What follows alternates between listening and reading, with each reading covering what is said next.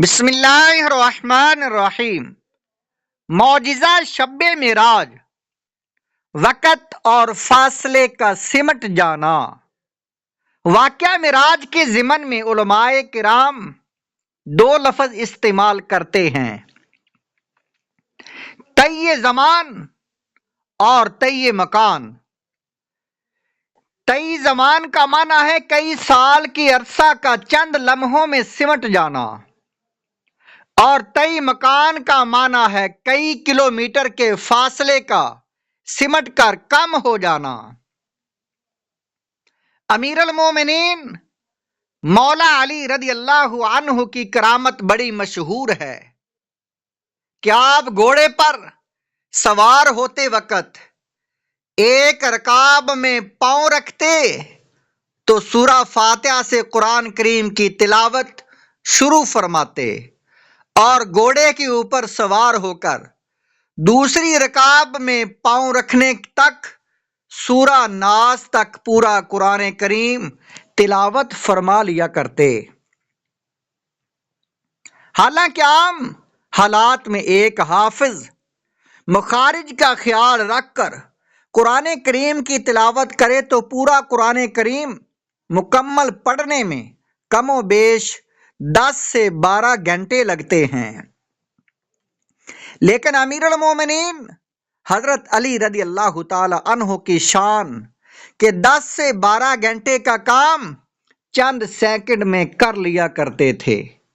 یہ طی زمان یعنی وقت سمٹ جانے کی مثال ہے۔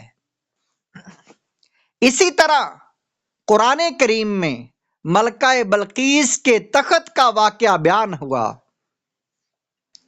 کہ ملکہ بلقیس اللہ پاک کے نبی حضرت سلیمان علیہ السلام کی خدمت میں حاضری کے لیے ملک سبا سے چلی۔ حضرت سلیمان علیہ السلام کو اس کی خبر ملی تو اپنے درباریوں سے فرمایا، یا ایھا الملأ ایکم یاتینی بعرشھا، اے درباریوں تم میں کون ہے کہ وہ اس تخت کو میرے پاس لے آئے۔ یہ آیت مبارکہ پارہ نمبر 19 سورت النمل آیت نمبر 38 ہے۔ حضرت آصف بن برخیہ رحمت اللہ علیہ جو حضرت سلیمان علیہ السلام کے وزیر ہیں، یہ اسم اعظم جانتے تھے۔ انہوں نے عرض کیا، انا آتی کا بھی قبل ان یرتد الیک طرفک۔ ترجمہ کنز الایمان، میں اسے حضور میں حاضر کر دوں گا ایک پل مارنے سے پہلے۔ چنانچہ حضرت سلیمان علیہ السلام نے آنکھیں بند کر کے کھولیں تو تخت سامنے موجود تھا۔ سینکڑوں میل دور سے پلک جھپکنے میں ملکہ بلقیس کا بھاری برکم تخت لے کر حضرت سلیمان علیہ السلام کی خدمت میں پیش کر دینا، یہ طی مکان یعنی فاصلہ سمٹ جانے کی مثال ہے۔ سفر معراج شریف میں سرکار عالی وقار صلی اللہ علیہ وآلہ وسلم سے ان دونوں معجزات یعنی طی زمان وقت کے سمٹنے اور طی مکان فاصلے کے سمٹنے کا ظہور ہوا۔ اندازہ کیجئے، سائنسی تحقیق کے مطابق اس وقت تک کائنات میں سب سے تیز رفتار چیز روشنی ہے۔ روشنی ایک سیکنڈ میں 3 لاکھ کلومیٹر کا فاصلہ طے کرتی ہے، اور سورج کی روشنی کو زمین تک پہنچنے میں 8 منٹ 3 سیکنڈ لگتے ہیں، یعنی سورج سے زمین تک 14 کروڑ 94 لاکھ کلومیٹر کا فاصلہ ہے۔ پھر سورج ابھی پہلے آسمان سے بھی نیچے ہے۔ سیدی اعلیٰ حضرت علیہ رحمہ فرماتے ہیں، زمین سے سدرۃ المنتہا کا فاصلہ 50,000 سال کا راستہ ہے۔ اس سے آگے مستوی، اس کے بعد کو اللہ پاک جانے۔